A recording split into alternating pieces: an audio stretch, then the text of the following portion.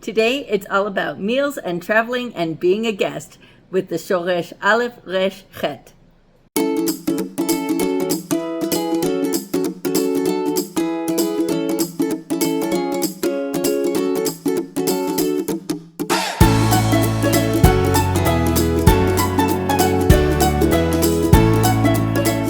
And welcome back to Hebrew Vocab Boost. I'm Sapir, and today I'm talking about the shoresh Alef Resh Chet, which started out in the Tanakh as meaning mostly people traveling on a path, and it has come to mean guests of all kinds, as well as the meals we feed them. Let's get started with the main biblical meanings. The word we see most in the Tanakh is orach, and the plural is orchot. It is indeed a masculine noun, as proven by the masculine adjectives that go with it, even though the plural has an ot ending. This word is translated by the JPS as path, way, course, road, and also when used in construct with nashim, meaning women, it is used to mean their menstrual cycle. This definitely has euphemism vibes. It's, the ways of women. The plural word also gets translated as fate. So when it's translated into English, the English version is always fate, singular, but the Hebrew is always plural, orchot. And it's also translated once as affairs, as in somebody is going about their affairs. So we see the singular in its plain or absolute form, as well as in the construct or smichut form, multiple times in the Tanakh. And they both have the same actual form, orach. In the plural, it's only seen in the smichut form, so there's always another noun directly after it. So, orchot yamim, paths of the seas, orchot Hashem, Hashem's paths, orchot mishpat, the paths of justice, etc. It also very often takes a personal ending with a possessive effect. So, my path, your path, his path. It can also be paths. My paths, your paths, his paths. Here's a chart of all of the versions with the personal endings that I found in the Tanakh. The one on top in each box is the singular path, and the one on the bottom is plural paths. So, for example, orchi is my path, singular, and orchotai is my paths, plural. And there are a few compound words created with orach, and one of them is over orach, which gets translated as wayfarers. Over can mean to cross over or to pass through or to go through some event. Like in modern times, they'll use over to as the verb for to undergo surgery. And so all of these English verbs kind of apply to a wayfarer who is on a long journey. And then there's also melon orchim, and melon comes from the shoresh lamed vav nun, which is about spending the night. And so melon orchim is a place on a path where people spend the night.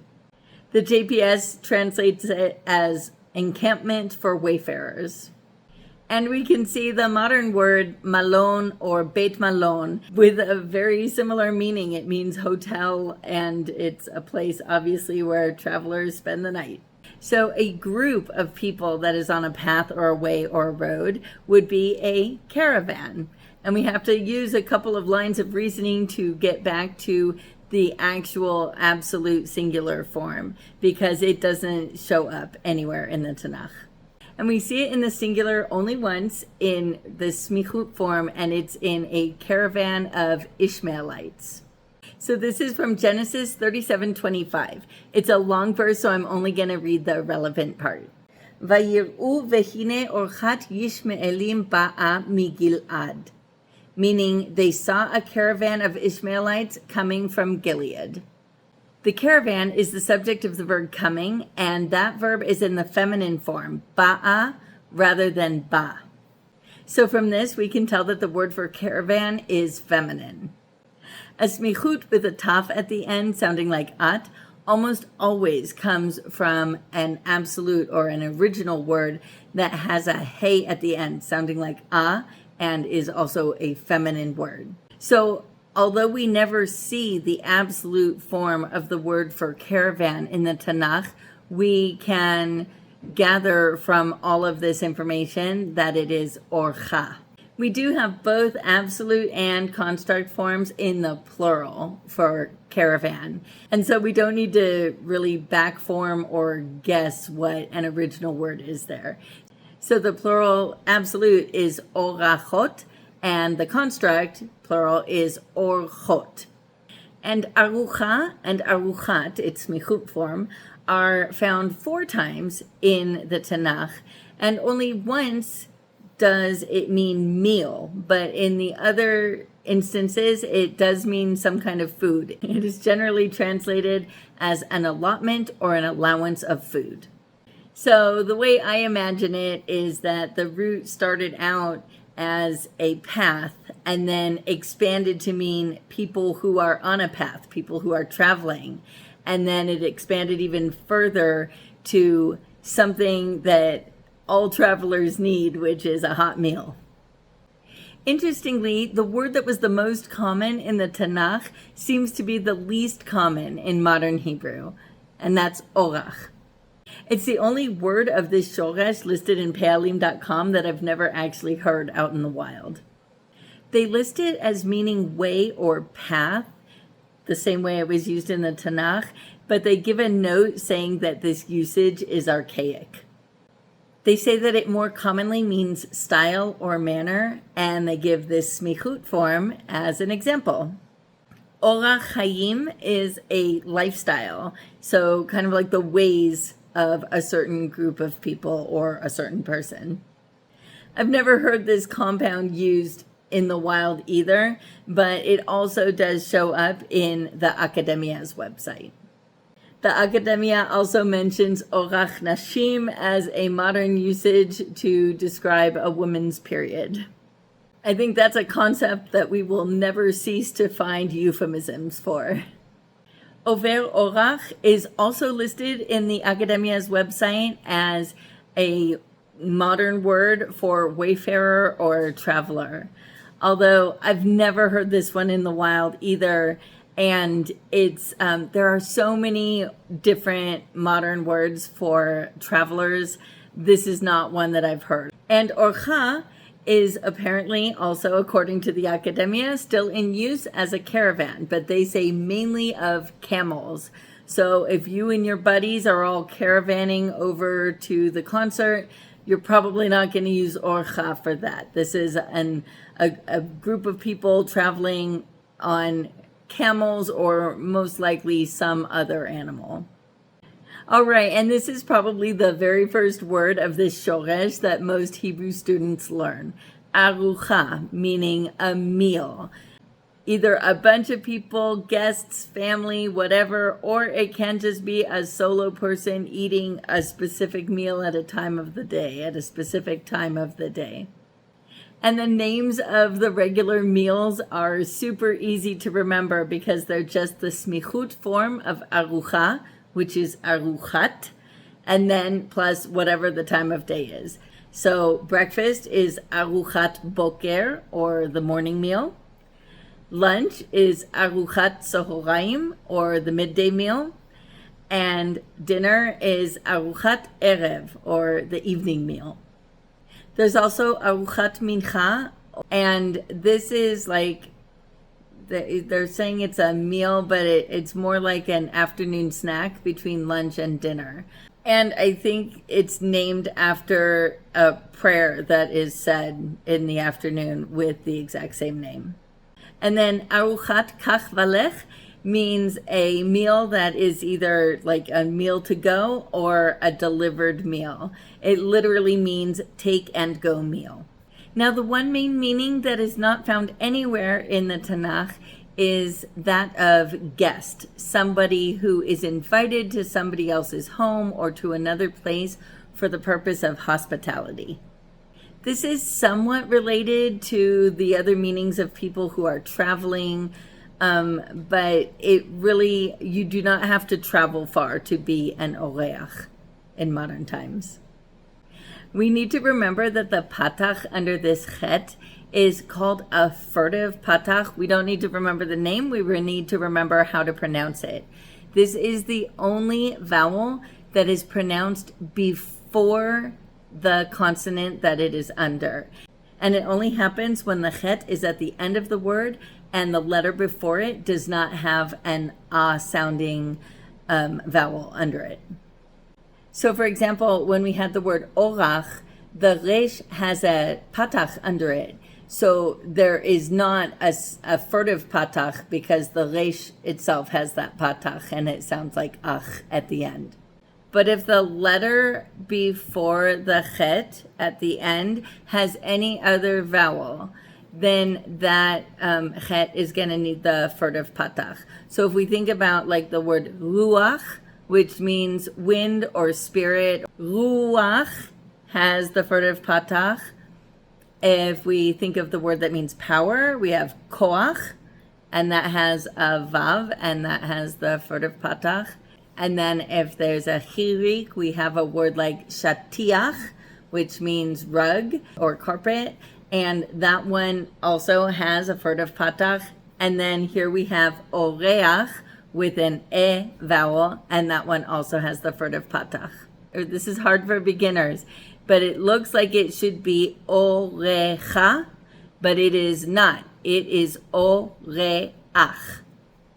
So oreach is a male guest, and a female guest would be orachat. It's a slightly irregular feminine form, but I think any word that ends with a chet that's going to have a masculine form and a feminine form, they kind of follow this pattern. And then the plural is orchim, orchot. So most of us think of these words as nouns, and they are indeed nouns, and they are used mostly as nouns in modern speech. You can put adjectives with them. They can be the subject of a sentence. They're definitely nouns. But they can also be present tense forms of a verb, le'eroach. Now, I found this word at the Academia, and they say that it is a verb that means to be a guest, either at someone's home or at a hotel. This verb, le'eroach, it would be a pa'al verb. It follows the regular patterns of any pa'al verb, except for the fact that all of the shoresh letters are guttural letters, so we have to take that into account. But the present tense forms that one would expect from a verb called le'eroach are just like these nouns that we know that mean guest or guests. So oreach, orachat, orchim, orchot. But the Academia lists it as a verb and gives all of the conjugations. So it has past tense and it has future tense conjugations. We can say arachti for I was a guest, or e'erach for I will be a guest. This verb is not listed in Pealim.com, and I've never heard it in the wild. I think it might be a pretty obscure verb, especially because there is another verb that has the exact same meaning, and that is lehitareach, a hitpa'el verb. And this verb means to be a guest, so it is the exact same meaning as what the Academia says le'eroach means. I have heard lehitareach a ton of times in the wild, and I've never heard le'eroach used. So I think it is definitely safe to say that if you want to actually say that I will be a guest somewhere or I was a guest somewhere, use the hitpa'el verb. All three letters in this shoresh are guttural letters, and that is going to really cause some weirdities in the conjugations. If you are not super familiar with the ways that guttural letters affect the conjugations in each shoresh position, I definitely recommend, if you are going to use this word, definitely look it up on Pealim.com and get a little bit familiar with what the vowels are going to be. So lehitareach means to be a guest, And on the flip side, we have le'areach. This is a PL verb, and it means to host somebody, to have a guest or to have somebody as a guest. And again, all of these guttural letters are going to cause havoc with the vowels. So make sure to either look this up on palim.com, or if you have a book of conjugation tables, this is a good one to look up and not just go guessing. When you have that many weird letters in a single shoresh, you got to look it up. The most salient change for the PL verb to me is the fact that the past tense does not have a chirik on the first letter, the aleph in this case. So it's going to have a tsere instead, sounding like e. So instead of saying something like irachti, meaning I hosted somebody, you're going to say erachti. There is still a yod after the aleph, like you would expect in any PL verb in the past tense, but it is just going to stand for an e sound instead of for an e sound. And the verbal noun of this PL verb is eruach, and it means like the hosting of guests. Again, the guttural letters are causing havoc with the vowels. I did not find a verbal noun, a shem peula, for the hitpa'el verb. That would be something like the being a guest. And the Academia didn't have it. I couldn't find it anywhere. So I don't think there is a shem peula for that particular verb. Tochnit Eruach is a radio or television show revolving around having interviews with guests. And Tochnit means program, and Eruach means like hosting. So you can see how this is a show, a program with guests. And one I almost forgot is Beit Ha'aracha, which is a guest house, but not like a guest house that you have in your backyard. It's a place where you can stay, smaller than a hotel, probably a little bit less expensive, maybe more like an Airbnb or an actual B&B, something like that. So it's a smaller place, more sized like a house that guests can stay in and pay to stay there for the night. All right, that's it for today. Now you know all of the words from the Tanakh and most of the words from modern Hebrew that have to do with the shoresh Alef Resh Chet. You know all of the words. There were a few phrases that the Academia had in their website. I asked some consultants and they all said that they were pretty obscure and or archaic. They were all like, oh, my grandma might say that. So I didn't want to teach them. It sounds like they're on their way out. All right, if you have any questions or feedback, please leave them in the comments and I will do my best to respond. Hit like if you enjoyed this video and subscribe and hit the notification bell if you want to see more. להתראות בפעם הבאה. See you next time.